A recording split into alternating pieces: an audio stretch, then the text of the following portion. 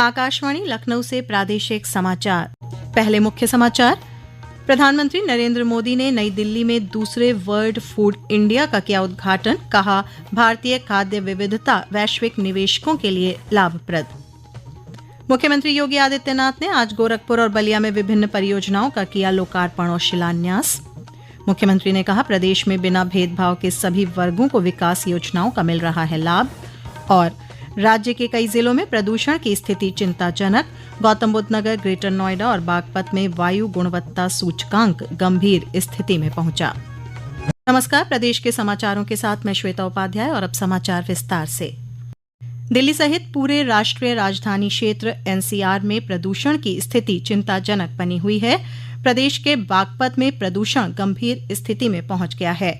आज दिल्ली का वायु गुणवत्ता सूचकांक AQI जहां 450 दर्ज किया गया, वहीं बागपत जिले में यह 457 के पार पहुंच गया। वहीं गौतम बुद्ध नगर और ग्रेटर नोएडा में भी AQI आज गंभीर स्तर पर दर्ज किया गया, जबकि मेरठ, मुजफ्फरनगर, हापुड़, गाजियाबाद और बुलंदशहर में प्रदूषण की स्थिति खराब बनी हुई है। पेश है हमारे गौतम बुद्ध नगर के प्रतिनिधि की एक रिपोर्ट। देश की राजधानी दिल्ली समेत पूरा राष्ट्रीय राजधानी क्षेत्र प्रदूषण के कारण गैस चैम्बर में तब्दील हो रहा है। हालात संभालने के लिए केंद्रीय वायु प्रदूषण आयोग ने पूरे एनसीआर में दिल्ली के साथ नोएडा, ग्रेटर नोएडा में भी ग्रेड 3 लागू कर दिया है। वायु प्रदूषण के कारण गौतम बुद्ध नगर जिले की स्थिति चिंताजनक हो गई है। प्रदूषण के कारण लोगों को सांस लेने में दिक्कत हो रही है, साथ ही आंखों में जलन की समस्या उत्पन्न हो रही है। ग्रेड 3 के लागू होते ही निर्माण कार्यों पर रोक लगा दी गई है। मौसम विभाग ने चेतावनी दी है कि आने वाले 2 दिनों में दिल्ली एनसीआर में वायु प्रदूषण की स्थिति और खराब हो सकती है। शुक्रवार को नोएडा का AQI 402 और ग्रेटर नोएडा का AQI 508 दर्ज किया गया। विशाल धर दुबे, आकाशवाणी समाचार, गौतम बुद्ध नगर।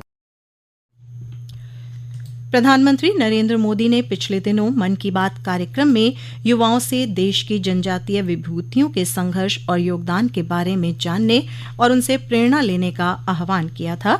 इस श्रृंखला में आइए आज जानते हैं छत्तीसगढ़ के जनजातीय अंचल की एक समाज सेविका राजमोहिनी देवी के बारे में। राजमोहिनी देवी छत्तीसगढ़ के जनजातीय अंचल की एक ऐसी समाज सेविका हैं जिन्होंने समाज उद्धार के सिवा कुछ नहीं चाहा। स्वतंत्रता सेनानियों से प्रभावित राजमोहिनी देवी ने एक जन आंदोलन चलाया। यह आंदोलन इतना व्यापक था कि इसमें लगभग 80,000 से भी ज्यादा लोग जुड़ गए। राजमोहिनी देवी का जन्म 7 जुलाई 1914 को ग्राम सरसेड़ा, शारदापुर, वर्तमान में वाड्रफनगर, छत्तीसगढ़ में हुआ। उनका बाल्यकाल अत्यंत विपन्नता में बीता। अभाव की स्थिति में उन्हें शिक्षा भी प्राप्त नहीं हो सकी और लगभग 14-15 वर्ष की आयु में उनका विवाह हो गया।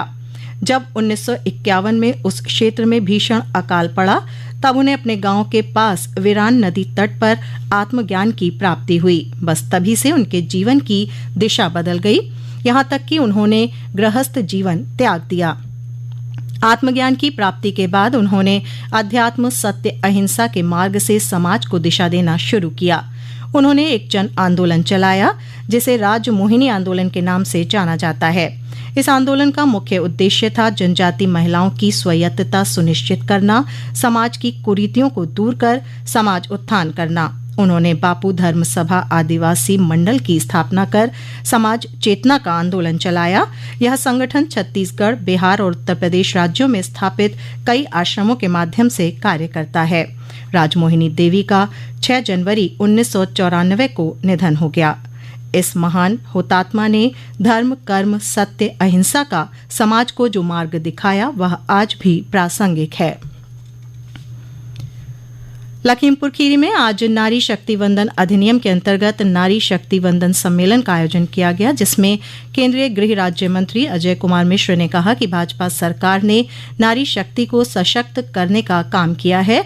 उन्होंने कहा कि प्रधानमंत्री नरेंद्र मोदी के नेतृत्व में महिलाओं की समृद्धि और सम्मान का मार्ग प्रशस्त हुआ है। प्रधानमंत्री नरेंद्र मोदी ने कहा है कि भारत की निवेशक अनुकूल नीतियों से देश में खाद्य क्षेत्र को नई ऊंचाइयां मिली हैं। नई दिल्ली में आज भारत मंडपम में दूसरे वर्ल्ड फूड इंडिया का शुभारंभ करते हुए प्रधानमंत्री ने कहा कि भारतीय खाद्य विविधता वैश्विक निवेशकों के लिए लाभप्रद है। खाद्य क्षेत्र में स्टार्टअप और कंपनियों के लिए यह एक सुनहरा अवसर है। उन्होंने कहा कि खाद्य सुरक्षा 21वीं सदी की प्रमुख चुनौतियों में से एक है। आज भारत में तेजी से अर्बनाइजेशन बढ़ रहा है।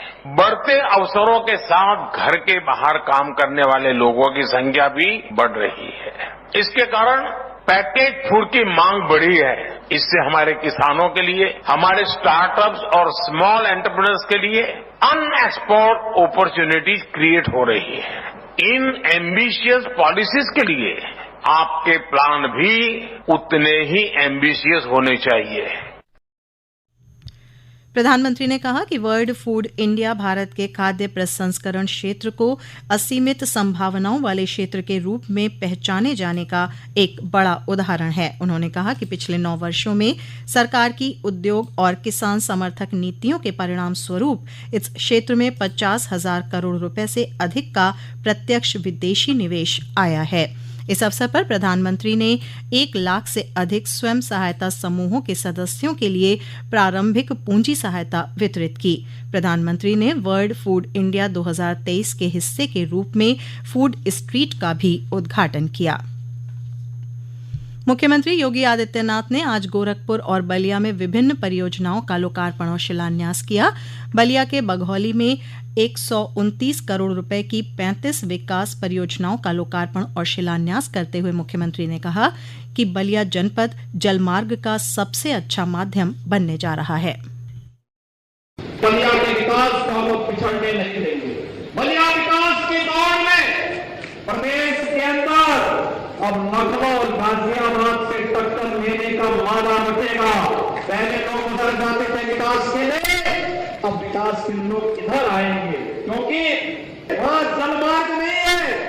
जलमार्ग का सबसे अच्छा माध्यम उत्तर प्रदेश में बलिया जिला बनने जा रहा है, क्योंकि दोनों ओर से, एक ओर गंगा जी से, एक तरफ सरयू जी से ये जनपद घिरा हुआ है। स्वाभाविक रूप से इसका लाभ आपको अवश्य प्राप्त होगा। नारी शक्ति वंदन सम्मेलन को संबोधित करते हुए मुख्यमंत्री ने कहा कि पूर्वांचल एक्सप्रेसवे का लिंक वे भी बलिया को जोड़ने जा रहा है। हम विकास की इस प्रक्रिया को निरंतर आगे बढ़ाने जा रहे हैं।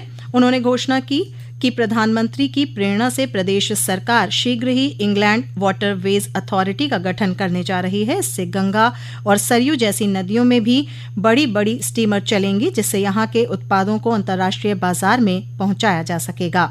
मुख्यमंत्री ने इस मौके पर विभिन्न योजनाओं के लाभार्थियों को प्रमाण पत्र भी वितरित किया। वहीं मुख्यमंत्री योगी आदित्यनाथ ने गोरखपुर में 271 करोड़ रुपए की 140 विकास परियोजनाओं का लोकार्पण और शिलान्यास किया। इस अवसर पर उन्होंने अनुसूचित वर्ग सम्मेलन को भी संबोधित किया। मुख्यमंत्री ने कहा कि पहले की सरकारें जाति और मजहब को देखकर सरकारी योजनाओं का लाभ देती थीं, लेकिन प्रधानमंत्री के नेतृत्व वाली सरकार में गरीब, वंचित, दलित, महिला, नौजवान और अन्नदाता किसान को बिना किसी भेदभाव के विकास की योजनाओं का लाभ मिल रहा है।